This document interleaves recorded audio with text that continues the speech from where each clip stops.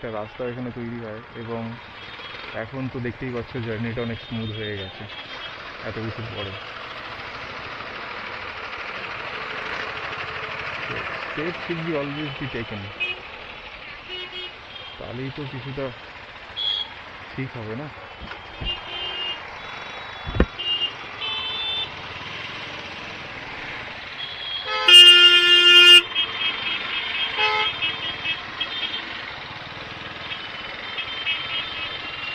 তোমাদের আরও কোয়েশ্চেন করার ছিল, কে কোন জেলা থেকে দেখছো, যদি পারো বলতে খুব ভালো হয় কমেন্টসের মাধ্যমে। এবং কার জেলায় কীরকম দুর্গাপুজো হচ্ছে সেটাও যদি একটু বলতে পারো খুব উপকৃত হব।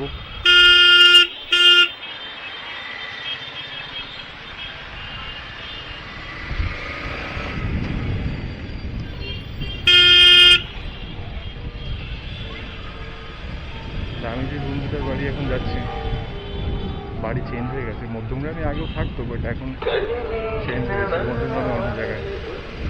সম্ভব কিন্তু এখন থাকে না এখানে, একটা তারে চলে গেছে অনেক বছর ধরে, ওখানেই রয়েছে। তাই জন্য দেখি আমাকে লোকেশন ট্র্যাক করতে হবে, কিছুটা কাছে চলে যাই। এই যশোর রোডে উঠে গেলাম, এবং এই যশোর রোড থেকে তো এখানে তো দুপাশে, এটাও NH এর মধ্যে পড়ে, এবং NH-12 সম্ভবত, correct me if I am রং। এর দুপাশেও প্রচণ্ড ধাবা, রেস্টুরেন্ট এগুলো রয়েছে, টুলস রয়েছে অনেক। এয়ারপোর্ট এরিয়াতে NH এরিয়াটা হবেই।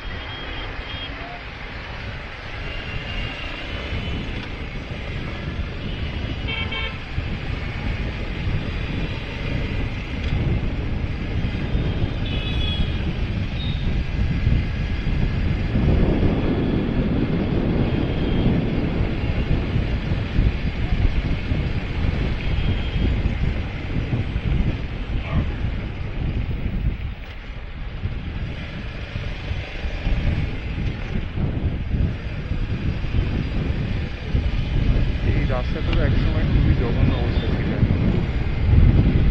ভগবানের দৃষ্টিতে অনেকটাই ভালো হয়ে গেছে।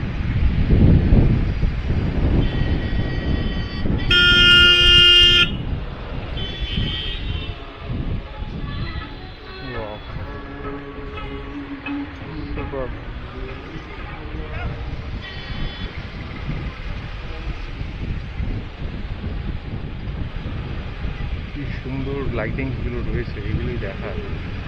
সবথেকে খারাপ লাগে কোন জায়গাটা জানো তো, যখন সাডেনলি এই জিনিসটা just blink of a second, একদম এই দুদিন পরে পুরো একদম ব্ল্যাক আউট হয়ে যাবে, সব লাইটস বন্ধ হয়ে যাবে, গান বাজনা কিছু থাকবে না, মানুষের কোলাহল থাকবে না, রাস্তায় দোকানপাটগুলো যেগুলো টেম্পোরারি বেসিসে বসে সেইগুলো উঠে যাবে,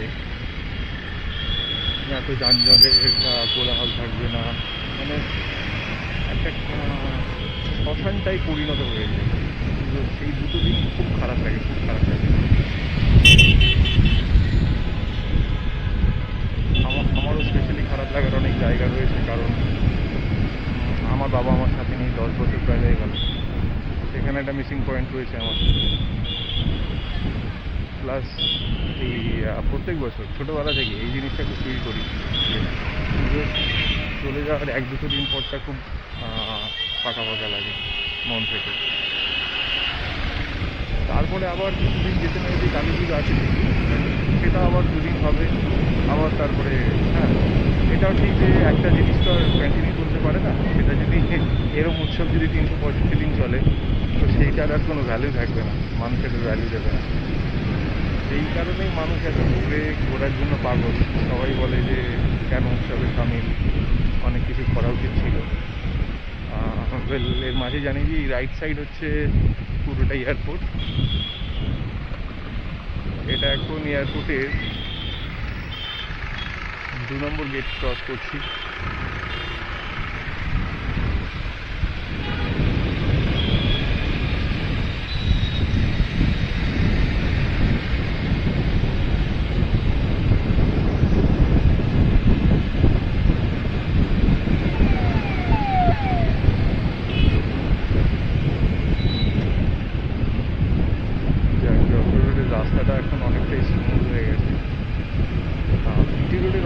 এখানে পিজি রোডও খুব খারাপ ছিল একসময়, এই যশোরটা প্রচণ্ড খারাপ ছিল, শুধু ধুলো, মানে রাস্তার ছাল চামড়া উঠে এসেছিল, পুরো হাত দেখা যেত এরকম অবস্থা।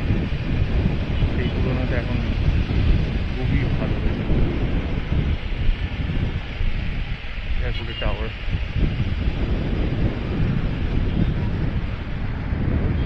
45-এ চলছে, 40-45, একদম লেফট স্ট্রেট লাইন ধরে চলছি, কোনো রকম লেন চেঞ্জ করা নেই। This is how should be going on a national highway. Respect the national highway will also respect you. একটা কথা আছে।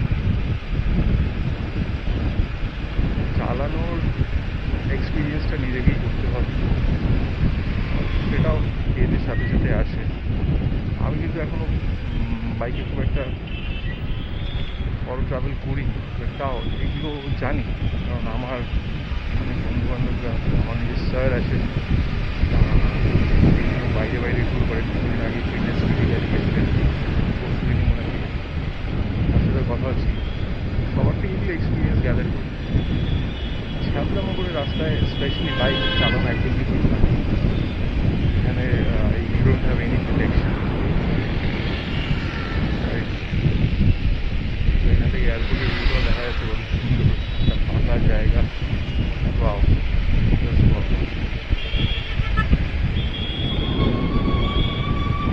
এখানে একটা ফেমাস ধাবা আছে যেটা বাইরে থেকে আসে অনেকেই খেতে, নামটা ভুলে যাচ্ছে, যদি কারোর মনে থাকে আমাকে বলো। হ্যাঁ, মনে পড়েছে, শেরে পাঞ্জাব, কারেক্ট, শেরে পাঞ্জাব ধাবা আছে এখানে, একটু আগে গেলেই যদিও সেটা পাওয়া যাবে।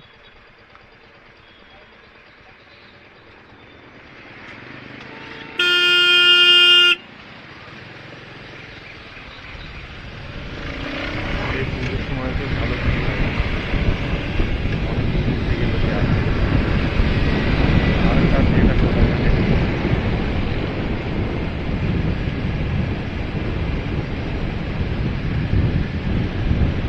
আগে এয়ারপোর্টের এই দিকটায় অনেকটা ওয়ালের ব্যারিয়ার ছিল, এখন তো এতটা দেখা যাচ্ছে, আর ভিতর দিকটা দেখা যাচ্ছে, মোটামুটি বাস থেকে ভালোই দেখা যাচ্ছে জায়গাগুলো।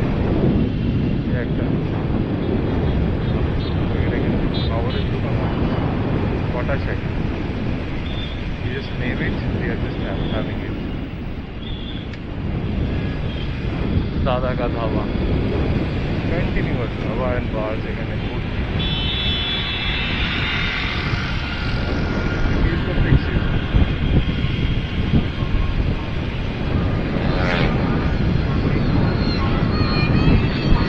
হাই রোডেও আমার still riding on 60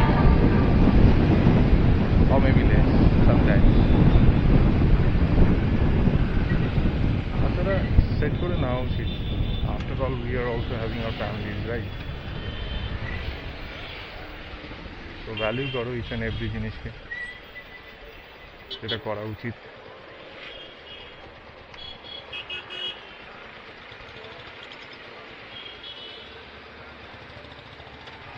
এবার মনে হয়, অনেকের মনে হতেই পারে আমি একটু জ্ঞান বেশি দিই, বাট এটা জ্ঞান না, these are all reality checks.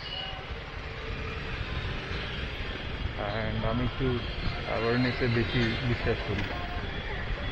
যদি আমার ভিডিও দেখে কারোরও কিছুটা ভালো হয়, কেউ কিছুটা শিখতে পারে, সেটাই অনেক বড় কথা। আমাদের ছাড়লাম ভিডিও তো 2 মিনিটে বানানো যায়, আমি না ওটাতে অনেক লাইকসও হবে, ভালো ভিউজ হবে, বাট আমার এটা পছন্দ না।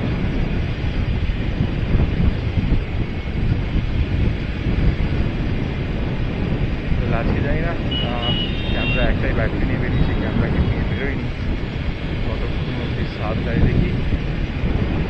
3 ঘন্টা তো কন্টিনিউ করতে ধরা যায়, বেশি না, মাত্র 5 কিলোমিটার।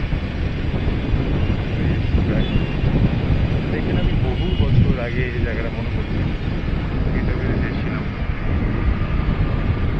একটা কাজের জন্য, তখন এত বিল্ডিংস, এত হাই রাইজ এখানে ছিল না, এগুলো এখন হয়ে গেছে। দেখছি আমি এখানে আসলাম বহু বছর পরে, দেখছি অনেক চেঞ্জেস, ওটা অনেকটা ওয়াইড হয়েছে, একটা কমপ্লেক্স দাঁড়িয়ে গেছে, এটাকে বলে জেনারেলি দোলতলা মোড়।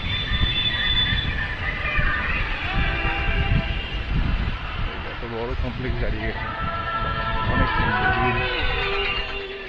প্রায় 8-10টা টাওয়ার আছে কমপ্লেক্সে।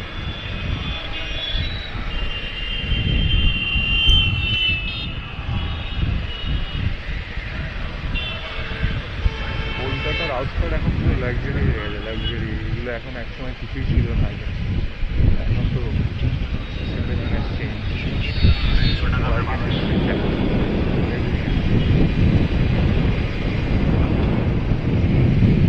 In terms of the construction, localities, markets, everything has been changed since past 12-14 years approx. অত বছর আগে এসেছিলাম ইন্টারভিউর জন্য। আর তার উপরে এখানে আমার সামনে হৃদয়পুর বলে একটা জায়গা আছে, মধ্যমগ্রাম থেকে এগিয়ে যেতে হয়। ওখানে হচ্ছে আমার জ্যাঠাবাড়ি। তো ছোটোবেলা একসময় বহু আসতাম, বহু এইসব জায়গায়। হ্যাঁ, আফটারঅল তখন বাসে করে আসতাম বা ট্রেনে করে যেতাম। বাসেও প্রচুর আসতাম। DN-17 রুট বলে একটা বাস আছে, এখনও চলে। নাম্বার অফ বাসেস কমে গেছে, বাট এখনও চলে। ওল্ড 1590 এখানে রয়েছে। কথা বলতে বলতে প্রায় চলে এসেছি আমরা মধ্যমগ্রাম, প্রায়। নাও এখান থেকে I have to search the location, 10 minutes to go.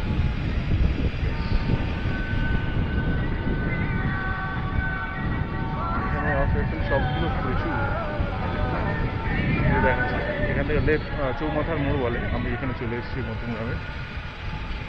ওখান থেকে লেফট গেলে হচ্ছে সোদপুর চলে যাবে, আর সিঁড়ে গেলে তো বারাসাত হৃদয়পুর বললাম। তো আমি চলে এসেছি, এই সামনেই সিগন্যালটা হচ্ছে মধ্যমগ্রাম চৌমাথার মোড়। এবার আমার বন্ধুর বাড়িটা খুঁজতে হবে বন্ধুরা। তো তোমরা সাথে থেকো। আপাতত ভিডিওটা এন্ড করছি, আর নেক্সট ভিডিওতে জুড়ছি তোমাদের সামনে। এই দেখো মধ্যমগ্রাম। চলো, জয় জওয়ান জয় কিষান।